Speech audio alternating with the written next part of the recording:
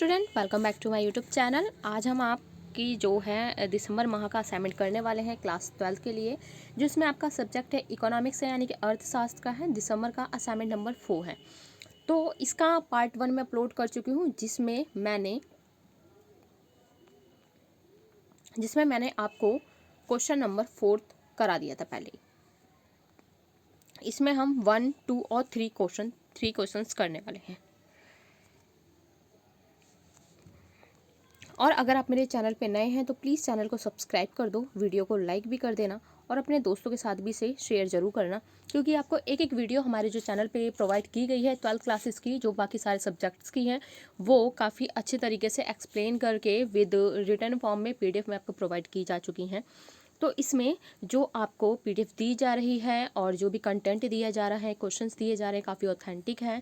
Plus आपको 12 class की geography, आपकी pol science, history, English, Hindi आपको सारी ऑलरेडी अपलोड हो चुकी हैं। तो जाइए फटाफट देखिए वीडियो और समझ समझ के लिखिए, क्योंकि सबसे इम्पॉर्टेंट है आपको समझ के लिखना। बाकी आपको जो PDF प्रोवाइड करा रहे हैं या सीधे इस तरीके से शो कर देते हैं, ये देखो इतना ये क्वेश्चन है, तो इतना इनफ नहीं है। सबसे पहले अगर आपको असाइनमेंट दिए जा रहे हैं तो ये आपकी प्रैक्टिस के लिए दिए जा रहे हैं, ताकि आप बोर्ड एग्जाम में, जैसे आपका CG बोर्ड का एग्ज़ाम होगा, तो आप वहाँ जाके जब आप पेपर देने बैठो तब अच्छे से पेपर को अटैम्प्ट करो। सबसे पहले आपको क्वेश्चन को अंडरस्टैंड करना है, क्वेश्चन में कहना क्या जा रहा है, उसके बाद आंसर्स को आपको लिखना है। तो एक तरीके से आपके जो CG बोर्ड की जो प्रैक्टिस है वो कराई जा रही है, ताकि आपकी लिखने की एबिलिटी बढ़ जाए। इसीलिए बस 10th और 12th के ही असाइनमेंट आ रहे हैं, क्योंकि इसमें लिखना मस्ट है, मोस्ट इंपॉर्टेंट है। क्योंकि क्लासेज में होता है इस टाइम पे आपके टेस्ट स्टार्ट हो जाते हैं, टीचर्स एक एक क्वेश्चन के टेस्ट लेने स्टार्ट कर देते हैं, बट इस टाइम पे लॉकडाउन कोविड-19 की वजह से आपको घर पे रहना पड़ा, जिससे ये चीज़ मिस हो रही है, इसलिए आपको असाइनमेंट्स दिए जा रहे हैं। तो इसे समझ के लिखने की कोशिश करें, क्योंकि अगर आप इकोनॉमिक्स के छात्र हैं तो इकोनॉमिक्स समझने पे है। अगर आपने इकोनॉमिक्स समझ लिया, आपने अंडरस्टैंड कर लिया, तभी लिख पाओगे, अदरवाइज़ आप नहीं लिख पाओगे। तो बच्चे जाएं हमारे चैनल पे, आपको इंग्लिश का और हिंदी के भी असाइनमेंट अपलोड कराए गए हैं। अगर आपने नहीं समझे तो उसे देखें, समझें और तब लिखें। ओनली किसी के PDF देख के उसे नोट कर लेना मेरे हिसाब से ये इनफ नहीं है, क्योंकि आगे आपको ही बोर्ड का एग्ज़ाम देना है 12 क्लास का। तो आपको इतना लिखना आना चाहिए, क्योंकि एक प्रैक्टिस है जिससे आपकी मेंटल एबिलिटी जो, यानी कि माइंड सेटअप है, जिससे सेट हो जाएगा कि क्वेश्चन को हमें किस प्रकार से अटैम्प्ट करना चाहिए, कितने वर्ड्स में लिखना चाहिए, कितना लिखना हमारे लिए इनफ होगा। तो आइए हम फटाफट स्टार्ट करते हैं। आपका क्वेश्चन नंबर 1 है, परिवार क्षेत्र में आय के चक्रीय प्रवाह का सचित्र व्याख्या कीजिए। तो इसमें दिया है परिवार क्षेत्र में जो आय का, यानी कि जो इनकम का फ्लो होता है, पर्टिकुलर जो आय होती है एक व्यक्ति से दूसरे व्यक्ति पे जाती है, तो उसका इसमें हमें चक्रीय प्रवाह बताना है, चित्र द्वारा इसकी व्याख्या करनी है। तो आइए हम इसे पढ़ते हैं और साथ के साथ समझते हैं।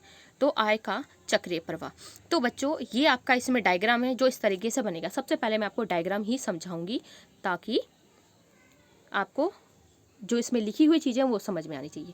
तो ये देखो, इसमें हम बात कर रहे हैं पर्टिकुलर एक परिवार की बात कर रहे हैं, इसलिए हमने यहाँ पे परिवार लिखा है। तो इसमें क्या होता है, परिवार क्या देता है, देखो परिवार क्या देता है, ये क्या देगा, अपनी मजदूरी देगा, क्योंकि परिवार के ही लोगों से निकल के कोई ना कोई सदस्य जाता है, मजदूरी करता है, यही इस पर क्या देते हैं, ब्याज देते हैं। और परिवार ही जो लाभ वगैरह होता है, इनको लाभ प्राप्त होता है, जो साधन मतलब भुगतान जो परिवार करता है, लगान भी यही देते हैं। तो इसमें क्या होता है, जैसे ही परिवार मजदूरी करेगा तो व्यावसायिक फर्में जो इसमें आएंगी, व्यावसायिक फर्में, इसमें क्या होगा, इसके बाद उपभोग व्यय, यानी कि जो भी वस्तु को खरीदने के लिए हम जो व्यय करते हैं, जो हम चीज़ें खरीदते हैं, जो भी हमने उस पर परचेज़ करने पे जो व्यय, यानी कि जो चीज़ हमने दी है, उसके बाद वही चीज़ें उपभोग व्यय कहाँ जाती है, वापस परिवार। मतलब जिस तरीके से एक यहाँ से कोई भी व्यक्ति निकल के यहाँ जाता है, अगर एक आपका चिप्स का पैकेट भी बन रहा है तो इसमें अपना रोल प्ले कर रहे हैं चिप्स के पैकेट बनाने में। तो ये क्या है, व्यावसायिक फर्में हैं, चिप्स का पैकेट बना रही हैं। ये फर्में क्या बना रही हैं, चिप्स का पैकेट बना रही हैं। तो वो चिप्स का पैकेट बच्चों कौन खरीद रहा है, हम ही लोग तो खरीदते हैं, हम में से ही जो आपके पेरेंट्स वगैरह हैं, जो आसपास के लोग हैं, जो मजदूरी इस तरीके से कार्य करते हैं, कहीं ना कहीं कंपनी वगैरह कहीं पे भी जो कार्य कर रहे हैं, तो क्या होता है वही चीज़ें हमारे पास घूम के आ रही हैं, उसी को क्या करते हैं हम लोग उपभोग करते हैं, उसको हम पैसे दे के उसे खरीदते हैं। तो किसका बेनिफिट होता है? परिवार का ही बेनिफिट होता है इसमें। तो इस तरीके से, और ये क्या है? मुद्रा द्वारा। तो इसको क्या मिलती है? अगर परिवार का कोई मजदूर यहाँ पे गया तो उससे क्या मिलेगा? उससे उसकी इनकम जनरेट होगी, उसी इनकम से फिर ये चीज़ें खरीदेंगे। तो ये जो चक्रीय प्रवाह आपका इस तरीके से चलता रहता है, तो इसे आपको ये याद होना चाहिए। आइए हम देखते हैं, इसको पढ़ते हैं। अर्थव्यवस्था में वस्तुओं की उत्पादन प्रक्रिया से आय, ये आय का सृजन होता है। परिवार द्वारा वस्तुओं की मांग की जाती है। किसके द्वारा? परिवार द्वारा वस्तुओं की मांग की जाती है। जैसे आपकी डेली बेसिक नीड क्या है? सुबह सुबह आपको दूध, आपके घर में दूध का पैकेट चाहिए, ब्रेड का पैकेट चाहिए, और जो आटा, दाल है, चावल है, तो ये बेसिक नीड है जो आपके घर में बहुत ज़रूरी है। तो इन वस्तुओं की मांग होती ही होती है, और उत्पादकों द्वारा वस्तुओं का उत्पादन वो पूर्ति की जाती है। तो हम लोग क्या करते हैं? परिवार क्या करता है? वस्तुओं की मांग करता है, और उत्पादक यानी कि जो वस्तु बनाने वाला है वो क्या करता है? उसका उत्पादन करता है, उसकी पूर्ति करता है। मान लो चिप्स के पैकेट, सबको चिप्स का पैकेट खाना है, तो वो उसका उत्पादन करेगा और मार्केट में उसे भेजेगा। मार्केट में भेजना इसकी एग्जैक्टली क्या है? उसकी पूर्ति कर रहा है वो। आय के चक्रीय प्रवाह का संबंध किससे होता है? संबंध परिवारों एवं उत्पाद को किए गए मांग एवं पूर्ति से ही है। तो यही है, परिवार क्या कर रहा है? मांग करता है, और जो उत्पादक है उसकी पूर्ति करता है। तो पूर्ति जब होती है, पूर्ति यानी कि मार्केट में जो भी चीज़ बेचने के लिए उपलब्ध है। ये चक्रीय प्रवाह वास्तविक और मौद्रिक मजदूरी के रूप में होता है। तो किसके रूप में होता है? वास्तविक मजदूरी और मौद्रिक मजदूरी के रूप में होता है। उत्पादित वस्तुओं और उत्पादन साधन वास्तविक प्रवाह के अंग हैं। तो वास्तविक जो उत्पादित वस्तुएं हैं और उत्पादन साधन, ये किसके हैं? वास्तविक जो प्रवाह है उसके अंग हैं, जबकि साधन भुगतान उपभोग के मौद्रिक प्रवाह के अंग है। जो साधन भुगतान है किसके हैं? उपभोग में मौद्रिक प्रवाह के अंग हैं। तो इसमें इतना ही था। तो आपको ये क्लियर हुआ होगा कि किस तरीके से हम ही अपनी सेवाएं देते हैं, एंड उस चीज़ का हम ही बाद में उपभोग करते हैं। तो इस तरीके से जो एक फ्लो चलता रहता है, और मुद्रा का इधर से इधर आदान प्रदान होता है।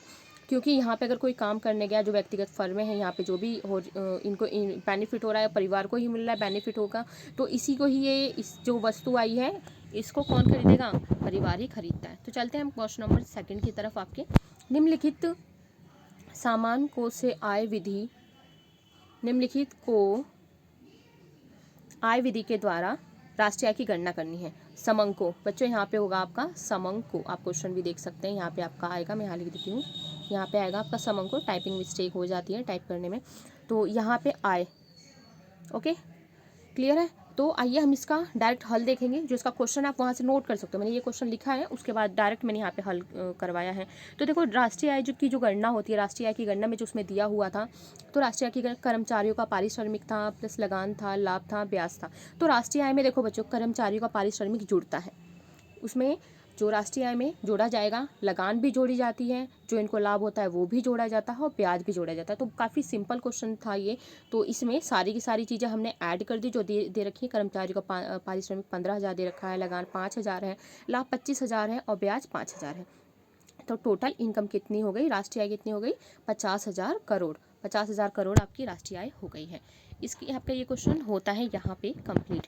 इसका पार्ट 1 बच्चों अपलोड है, जो क्वेश्चन नंबर 4 है वहाँ पे, तो आप जाके जरूर देखोगे।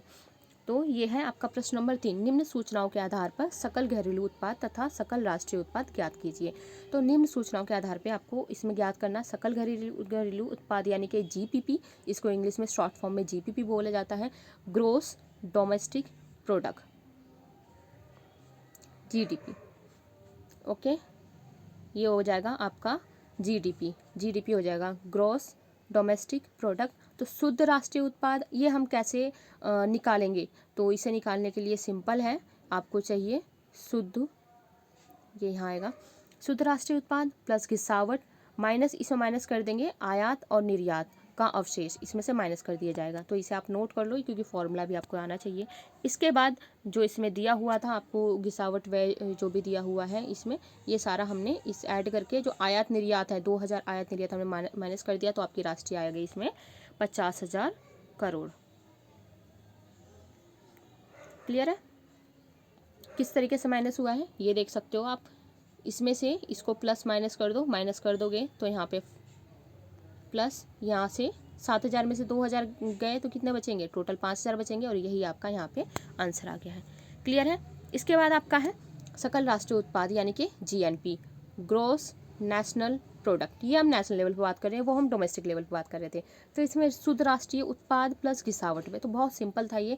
तो इसमें शुद्ध राष्ट्रीय उत्पाद और प्लस जो घिसावट व्यय है इन दोनों को ऐड कर देंगे तो 52,000 करोड़ रुपए आपके हो गए हैं।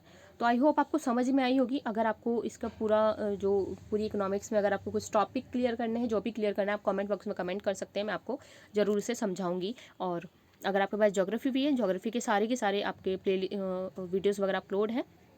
तो अगर आपको ज्योग्राफी की सारी वीडियोस देखनी है तो यहाँ जाके आप यहाँ पे इस चैनल पे जाके देख सकते हो। यहाँ पे ज्योग्राफी की प्लेलिस्ट अपलोड कर दी है, एक बुक पूरी की पूरी वहाँ पे अपलोडेड है, तो आप ज़रूर जाएं और देखें। तो इसमें हमने तीन प्रश्न कंप्लीट किए हैं आपके, और बाकी का जो आपका नेक्स्ट है वो हम बाद में करेंगे। ये देख सकते हो आप, इस तरीके से आपका क्वेश्चन है। ये एक डायग्राम है, इसके साथ जो आपको इसे करना है। और ये आपका सेकंड क्वेश्चन कंप्लीटेड है, यहाँ थर्ड क्वेश्चन कंप्लीटेड है। और ये आपके 2 पार्ट में था। सकल घरेलू उत्पाद ये मैंने आपको बता दिया है, ये GDP है, कंफ्यूज मत होना। सकल घरेलू उत्पाद यानी कि ग्रोस डोमेस्टिक प्रोडक्ट, घरेलू यानी कि डोमेस्टिक। क्लियर है। उसके बाद आपका ये है सकल राष्ट्रीय उत्पाद यानी कि ग्रोस नेशनल प्रोडक्ट। तो एक एक चीज़ एक्सप्लेन करी गई है बहुत अच्छे से। तो प्लीज़ बच्चों कमेंट करके जरूर बताना आपको वीडियो कैसी लगी है, और सब्सक्राइब करना चैनल को, और इसे अपने दोस्तों के साथ भी जरूर शेयर करना। और आपके 12th क्लास के बाकी असाइनमेंट्स भी इसमें अपलोड हो गए हैं, तो ज़रूर जाएँ चैनल पर विजिट करें, देखें। इंग्लिश और हिंदी के जो आपके असाइनमेंट है वो भी अपलोड हैं, तो आप वहीं पर जाएँ और जाके ज़रूर उसे देखें। तो मिलेंगे नेक्स्ट वीडियो में नेक्स्ट असाइनमेंट के साथ। तब तक के लिए गुड बाय, टेक केयर। और आपके जितने भी असाइनमेंट्स आएंगे सारे इस पर अपलोड होंगे। Okay, thank you so much.